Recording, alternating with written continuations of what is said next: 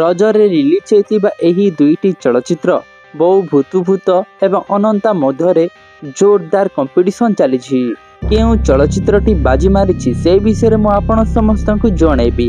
ସେଥିପାଇଁ ଆପଣ ସମସ୍ତେ ଏହି ଭିଡ଼ିଓଟିକୁ ନିଶ୍ଚୟ ଶେଷ ଯାଏଁ ଦେଖନ୍ତୁ ଏବଂ ଚ୍ୟାନେଲରେ ନୂଆ ଥିଲେ ଚ୍ୟାନେଲକୁ ଏବେ ହିଁ ସବସ୍କ୍ରାଇବ୍ କରନ୍ତୁ। ରଜ ଅବସରରେ ରିଲିଜ୍ ହୋଇଥିବା ଦୁଇଟି ସିନେମା ବହୁ ଭୂତଭୂତ ଏବଂ ରାଣ୍ଡିପୁଅ ଅନନ୍ତା, ଯାହାକି ପରବର୍ତ୍ତୀ ସମୟରେ ତାର ନାଁଟି ଚେଞ୍ଜ ହୋଇ କେବଳ ଅନନ୍ତା ରଖାଯାଇଛି। ଏହି ଦୁଇଟି ଚଳଚ୍ଚିତ୍ର ଜୁନ୍ 12ରେ ରିଲିଜ୍ ହୋଇଥିଲା। କେବଳ ଓଡ଼ିଶାରେ ନୁହେଁ, ଓଡ଼ିଶା ବାହାରେ ଅନେକ ସିଟିରେ ଏହି ଚଳଚ୍ଚିତ୍ର ଦୁଇଟିକୁ ରିଲିଜ୍ କରାଯାଇଛି। ଏହି ଦୁଇଟି ଚଳଚ୍ଚିତ୍ର ରିଲିଜ୍ ହୋଇକି 12 ଦିନ କମ୍ପ୍ଲିଟ୍ ହୋଇସାରିଛି। ବର୍ତ୍ତମାନ ପର୍ଯ୍ୟନ୍ତ ଏହି ଦୁଇଟି ଚଳଚ୍ଚିତ୍ର କେତେ ବ୍ୟବସାୟ କରିପାରିଛି ସେ ବିଷୟରେ ଆମେ ଜାଣିବା। ପ୍ରଥମେ ଜାଣିବା ବହୁ ଭୂତଭୂତ ଚଳଚ୍ଚିତ୍ର ବିଷୟରେ। ଏହି ଭୂତଭୂତ ଚଳଚ୍ଚିତ୍ରର ଲିଡ୍ ଭୂମିକାରେ ଅଭିନୟ କରିଛନ୍ତି ସୁପରଷ୍ଟାର ବାବୁସାନ ମହାନ୍ତି ଏବଂ ତାଙ୍କର କୋ ଆକ୍ଟ୍ରେସ୍ ଅଛନ୍ତି ଅର୍ଚ୍ଚିତା ସାହୁ। ତା ସହିତ ଅପରାଜିତା ମହାନ୍ତି ଏବଂ ଅନୁଗୁଳିଆ ବଣ୍ଡିଙ୍କୁ ଆପଣ ଏହି ଚଳଚ୍ଚିତ୍ରରେ ମୁଖ୍ୟ ଭୂମିକାରେ ଦେଖିବାକୁ ପାଇବେ। ଏହି ଚଳଚ୍ଚିତ୍ରଟି ନିର୍ମାଣରେ ଖର୍ଚ୍ଚ ହୋଇଥିବା ବଜେଟଟି ହେଉଛି 2ରୁ 3 କୋଟି ଟଙ୍କା। ବର୍ତ୍ତମାନ ଆମେ ଜାଣିବା ଏହି ଚଳଚ୍ଚିତ୍ରର ବକ୍ସ ଅଫିସ୍ କଲେକ୍ସନ ବିଷୟରେ। ପ୍ରଥମ ଦିନରେ ଏହି ଚଳଚ୍ଚିତ୍ରଟି 51,20,000 ଟଙ୍କା ଇନକମ୍ କରିଥିଲା। ଦ୍ୱିତୀୟ ଦିନରେ ଏହି ଚଳଚ୍ଚିତ୍ରଟି 41,30,000 ଟଙ୍କା ବ୍ୟବସାୟ କରିପାରିଛି। ତୃତୀୟ ଦିନରେ ଏହି ଚଳଚ୍ଚିତ୍ରଟି 1,17,00,000 ଟଙ୍କା ରୋଜଗାର କରିପାରିଛି ଏବଂ ଚତୁର୍ଥ ଦିନରେ 1,53,00,000 ଟଙ୍କା ରୋଜଗାର କରିପାରିଛି ଏବଂ ପଞ୍ଚମ ଦିନରେ 1,14,00,000 ଟଙ୍କା ରୋଜଗାର କରିଛି। ଡେ 6ରେ 93,00,000 ଟଙ୍କା ରୋଜଗାର କରିଛି ଏବଂ ଡେ 7ରେ 78,00,000 ଟଙ୍କା ରୋଜଗାର କରିଛି।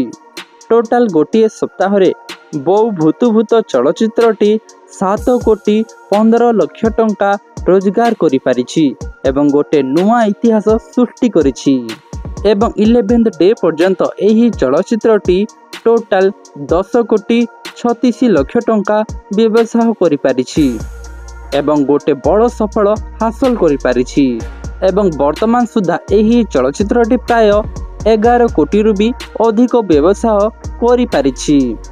ବର୍ତ୍ତମାନ ଆମେ ଜାଣିବା ଅନନ୍ତା ଚଳଚ୍ଚିତ୍ର ବିଷୟରେ।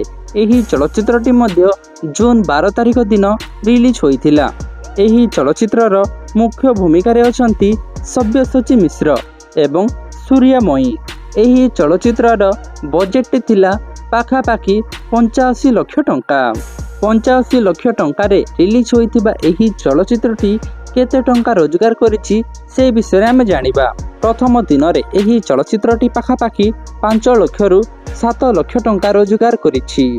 ଦ୍ୱିତୀୟ ଦିନରେ ଏହି ଚଳଚ୍ଚିତ୍ରଟି ପାଖାପାଖି 4,00,000ରୁ 8,00,000 ଟଙ୍କା ରୋଜଗାର କରିଛି। ତୃତୀୟ ଦିନରେ ଏହି ଚଳଚ୍ଚିତ୍ରଟି 17ରୁ 20,00,000 ଟଙ୍କା ରୋଜଗାର କରିଛି। ଚତୁର୍ଥ ଦିନରେ ଏହି ଚଳଚ୍ଚିତ୍ରଟି ପାଖାପାଖି 30,00,000ରୁ 35,00,000 ଟଙ୍କା ରୋଜଗାର କରିଛି ଏବଂ ପଞ୍ଚମ ଦିନରେ ଏହି ଚଳଚ୍ଚିତ୍ରଟି ପାଖାପାଖି 20ରୁ 25,00,000 ଟଙ୍କା ରୋଜଗାର କରିଛି ଏବଂ ଯାହା ପ୍ରଡକ୍ସନ ହାଉସ୍ ତରଫରୁ ସୂଚନା ମିଳିଥିଲା ପଞ୍ଚମ ଦିନ ପର୍ଯ୍ୟନ୍ତ ଟୋଟାଲ 1 କୋଟିରୁ ବି ଅଧିକ ବ୍ୟବସାୟ କରିପାରିଛି ଏହି ଚଳଚ୍ଚିତ୍ରଟି। ବର୍ତ୍ତମାନ ପର୍ଯ୍ୟନ୍ତ ଏହି ଚଳଚ୍ଚିତ୍ରଟି ପାଖାପାଖି 2 କୋଟିରୁ ବି ଅଧିକ ବ୍ୟବସାୟ କରି ଗୋଟିଏ ସଫଳ ସୁପରହିଟ୍ ଚଳଚ୍ଚିତ୍ର ଭାବରେ ସାବ୍ୟସ୍ତ ହୋଇଛି। ତ ଦର୍ଶକ ବନ୍ଧୁ, ଆପଣ ସମସ୍ତେ ଜାଣିସାରିଥିବେ ଏହି ବାଜିଟି କିଏ ଜିତିଛି। ଏହି ବାଜିଟି ବହୁ ଭୂତଭୂତ ଚଳଚ୍ଚିତ୍ରଟି ଜିତି ସାରିଛି, ଯାହାକି ଟୋଟାଲ 11 କୋଟିରୁ ବି ଅଧିକ ବ୍ୟବସାୟ ବର୍ତ୍ତମାନ ପର୍ଯ୍ୟନ୍ତ କରିସାରିଛି ଏବଂ ଆମ ଓଲିଉଡ୍ ଇଣ୍ଡଷ୍ଟ୍ରିର ସବୁଠାରୁ ବଡ଼ ଅଧିକ ବ୍ୟବସାୟ କରିଥିବା ଫିଲ୍ମ ମଧ୍ୟ ସାବ୍ୟସ୍ତ ହୋଇପାରିଛି। ଦର୍ଶକ ଏହି ଦୁଇଟି ଚଳଚ୍ଚିତ୍ରଟିକୁ ବେଶ୍ ଭଲ ପାଇବା ଦେଇଛନ୍ତି। ଦୁଇଟି ଚଳଚ୍ଚିତ୍ର ନିଜ ନିଜ ଜାଗାରେ ବ୍ଲକବଷ୍ଟର ହୋଇସାରିଛି। କ'ଣ ଆପଣ ସମସ୍ତେ ଏହି ଦୁଇଟି ଚଳଚ୍ଚିତ୍ର ଦେଖି ସାରିଲେଣି କି ନାହିଁ? ନିଶ୍ଚୟ ତାହେଲେ କମେଣ୍ଟ ମାଧ୍ୟମରେ ଆମକୁ ଜଣାନ୍ତୁ।